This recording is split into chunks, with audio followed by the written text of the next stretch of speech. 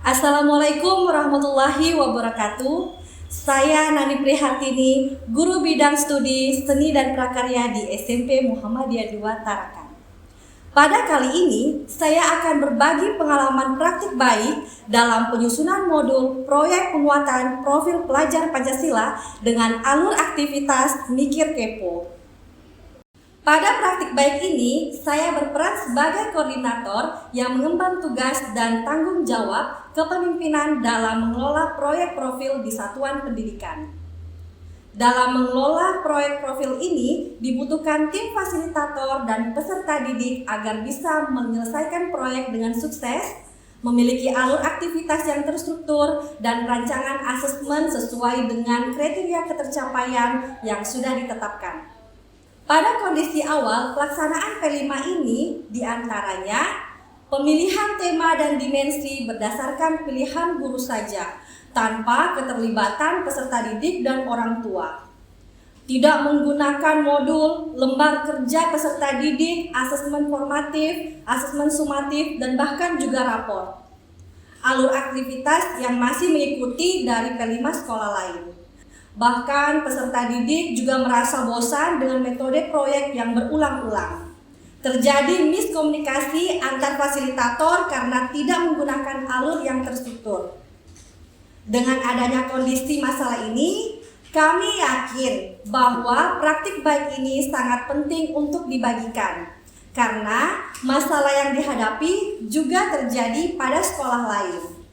Sehingga praktik baik ini dapat dijadikan sebagai salah satu referensi dalam penyusunan modul proyek penguatan profil pelajar Pancasila dengan alur aktivitas Mikir Kepo. Setiap tantangan dapat membuat kita menjadi lebih semangat dalam menjalani dan menggapai tujuan hidup. Begitupun dengan pelaksanaan praktik baik ini, ada beberapa tantangan yang harus dihadapi untuk mencapai tujuan, yaitu semua fasilitator turut aktif dalam penyusunan modul P5 dengan menyumbangkan ide-ide terkait proyek sehingga proyek dapat berjalan sesuai dengan alur aktivitas. Kemudian kesulitan dalam pengembangan kemandirian, berkolaborasi, bahkan rasa percaya diri peserta didik dalam mengungkapkan pendapat dan berkomunikasi dengan teman sebayanya. Guru dan peserta didik juga perlu berinovasi dalam mengembangkan ide atau informasi agar memiliki kemampuan rata-rata dalam berpikir tingkat tinggi. Lalu, bagaimana proses alur aktivitas Mikir Kepo?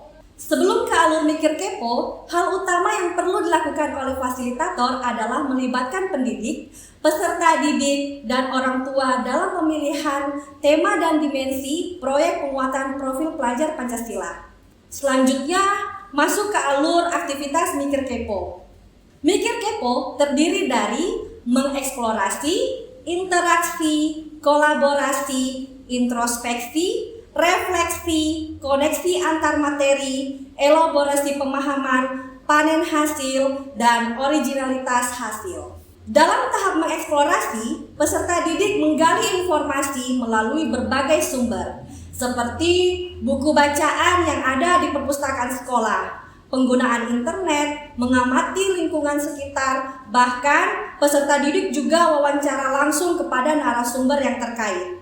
Kemudian dalam tahap interaksi, yaitu membentuk kelompok kerja sesuai minat bakat peserta didik agar dapat berbagi ilmu, pengetahuan, atau informasi yang didapatkan dengan output yang diinginkan peserta didik. Sedangkan dalam tahap alur kolaborasi, peserta didik diberikan kesempatan untuk berdiskusi dan bekerja sama dalam memecahkan suatu masalah. Selanjutnya, dalam tahap alur introspeksi, yaitu peserta didik mengoreksi semua kesalahan dalam pembuatan proyek, baik secara individu maupun berkelompok. Dalam alur ini, peserta didik dilatih untuk menerima kritik dan saran dari orang lain dengan lapang dada. Setelah introspeksi, dilanjutkan ke tahap refleksi, di mana fasilitator memberikan pertanyaan-pertanyaan refleksi yang dapat merangsang peserta didik untuk menjawab dengan cara menjabarkan jawabannya. Adapun contoh pertanyaan refleksi seperti, pelajaran apa yang kamu dapatkan hari ini? Hal apa yang sudah baik? bahkan hal apa yang ingin kamu ubah. Kemudian tahap alur koneksi antar materi, yaitu kontekstualisasi. Peserta didik dapat memberikan pengalaman yang nyata mengenai keterkaitan antara materi pelajaran dengan topik yang diangkat dalam proyek penguatan profil pelajar Pancasila. Tahap alur elaborasi pemahaman, yaitu peserta didik menggarap informasi secara cermat dan detail mengenai materi P5 yang dijabarkan oleh mitra. Selain penjabaran materi, mitra juga dapat memberikan contoh, analogi, atau perumpamaan dan membuat visualisasi. Pada tahap alur panen hasil, peserta didik menunjukkan hasil karya berupa produk atau performance yang dihasilkan selama P5 berlangsung dalam bentuk gelar karya. Peserta didik menunjukkan hasil karya di hadapan warga sekolah termasuk orang tua dan mitra.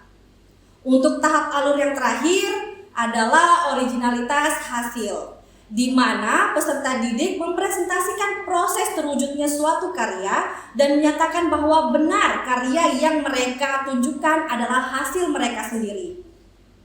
Adapun dampak dari pelaksanaan modul proyek penguatan profil pelajar Pancasila dengan alur aktivitas Mikir Kepo sebagai berikut.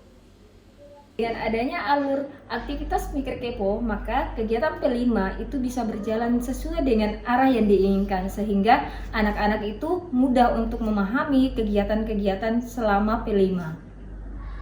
Dalam pelaksanaan P5 yang sudah saya jalani, saya lebih memahami tentang tujuan pencapaian P5. Hal ini dikarenakan oleh proses alur P5 yang mudah dilakukan dan terarah.